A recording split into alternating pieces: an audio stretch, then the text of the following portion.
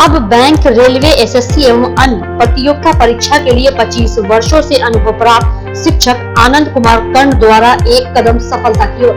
अपनी सफलता सुनिश्चित करने हेतु आइए आज ही ज्वाइन करें कर्ण क्लासेस, नाग मंदिर, मिश्रा टोला, दरभंगा। कन्हैया कुमार को लेकर के अब भाजपा जदयू में एक दूसरे पर आरोप लगना प्रारंभ हो गया है। मुद्दा है सीपीआई नेता कन्हैया कुमार के जदयू नेता और मंत्री अशोक चौधरी से मुलाकात पर बीजेपी ने सख्त ऐतराज जताया। बीजेपी नेता प्रेम रंजन पटेल ने कहा कि कन्हैया कुमार ने पीएम मोदी के खिलाफ कई अपशब्द भाषा का न सिर्फ प्रयोग किया बल्कि कई ऐसे बातों का भी जिक्र किया जो भाजपा के लोग इसको बर्दाश्त नहीं कर सकते हैं। इसलिए कन्हैया कुमार की स्वीकारोक्ति ठीक नहीं है। अब जदयू को तय करना है कि कन्हैया को गाली देने से काम किया है उसे देश की जनता कभी नहीं माफ करेगी। और ये भी पूछना चाहिए कि आखिर जदयू नेता और मंत्री अशोक चौधरी के उनसे मुलाकात का कारण क्या था और जदयू से भी स्पष्टीकरण मांगा जाना चाहिए। अगर कोई कार्य है तो मुख्यमंत्री से मिला जा सकता है, लेकिन आखिर अशोक चौधरी से मिलने का कारण क्या है?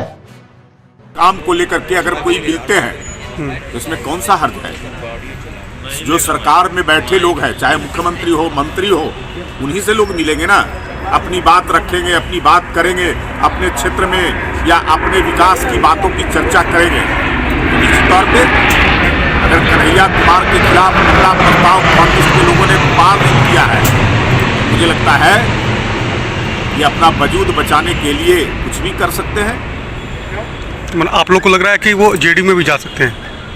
अब ये जेडीयू को तय करना है कहाँ जाएंगे, लेकिन कन्हैया कुमार प्रधानमंत्री के खिलाफ अनर्गल तरीके से और अपशब्दों का प्रयोग किया है। उनके खिलाफ जिस प्रकार का भाषा का प्रयोग किया है, देश की जनता उसको कभी माफ नहीं कर सकती है। चुने हुए व्यक्ति हैं, देश के सबसे लोकप्रिय प्रधानमंत्री हैं और उनके खिलाफ कोई बोलेगा तो 132 करोड़ देश की जनता कभी उसको माफ नहीं कर सकती। पेट्रोल पर बढ़ी कीमतों को लेकर पक्ष विपक्ष अब एक दूसरे के आमने सामने आ गए हैं। पेट्रोल की बढ़ती कीमत को लेकर के सत्ता पक्ष और विपक्ष एक दूसरे के आमने सामने हैं। राजद नेता आजाद गांधी ने कहा है कि जब मनमोहन सिंह की सरकार थी तब 5 रुपए पेट्रोल की कीमतों में इजाफा हुआ था। तब अंतर्राष्ट्रीय कीमत बीजेपी नहीं जानती थी और सड़कों पर उतरकर प्रदर्शन कर रही थी। आज उनके प्रवक्ता कीमतों की दुहाई दे रहे हैं, जबकि सत्ता पक्ष बीजेपी भी इस पर जवाब दे रही है। सबसे पहले आजाद गांधी ने आरोप लगाया है, प्रदर्शन जुलूस किया, उस वक्त भी अंतर्राष्ट्रीय बाजार की कीमतें उतार चढ़ाव होती थी।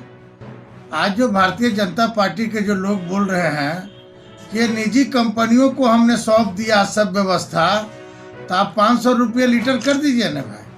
भारतीय जनता पार्टी के प्रवक्ता को और जो लीडर है उनको पता रहना चाहिए कि इस देश पर एक ईंटा पर सरकार का नियंत्रण है।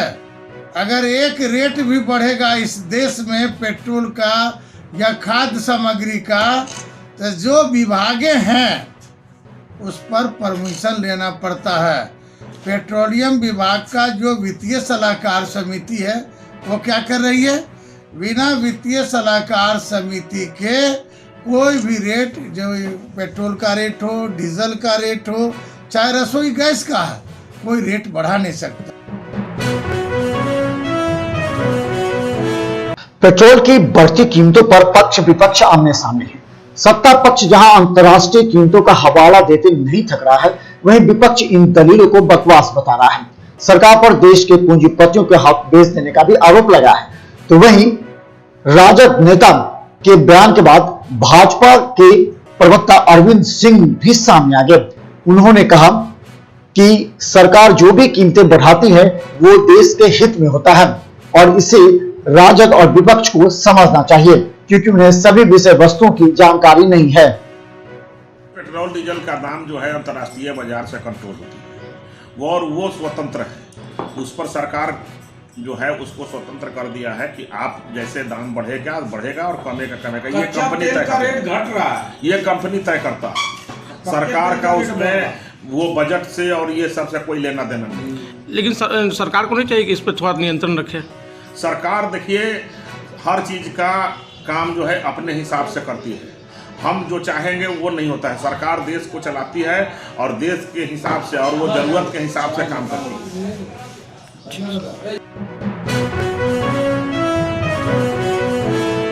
तैलिक परिवार नवनिर्वाचित विधायकों और सांसदों का किया है अभिनंदन। राजधानी के गेट पब्लिक लाइब्रेरी में तैलिक परिवार नवनिर्वाचित विधायकों और सांसदों के अभिनंदन समारोह का आयोजन किया, जहां बड़ी संख्या में तैलिक समाज के लोग शामिल हुए।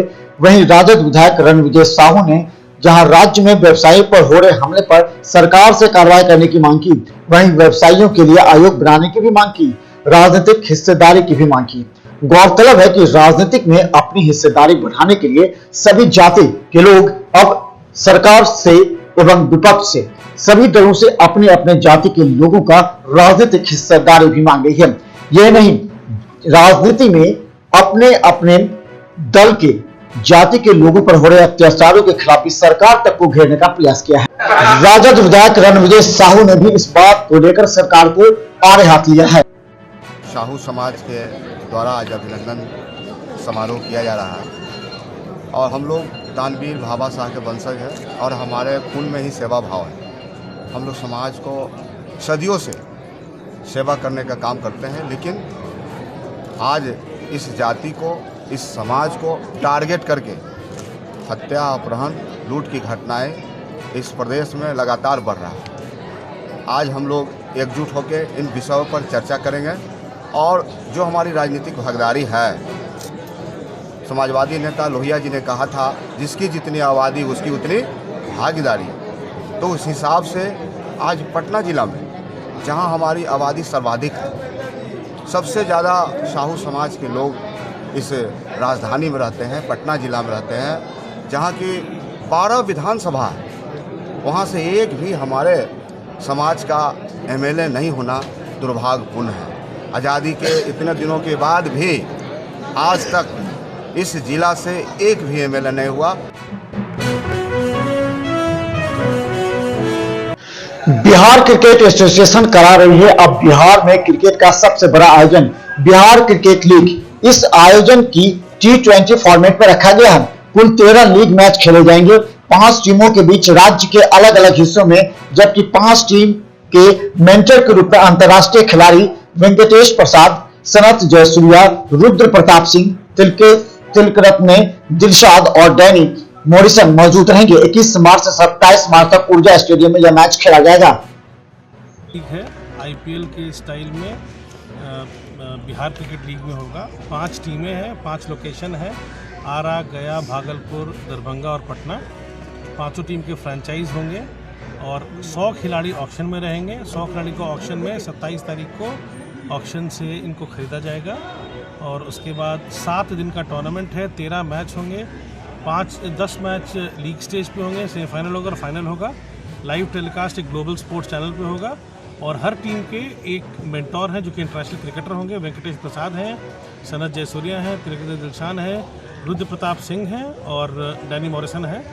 तो इनके रहने से जो बिहार के जो खिलाड़ी होंगे उनका उत्साह, उनका कॉन्फिडेंस बहुत बढ़ जाएगा।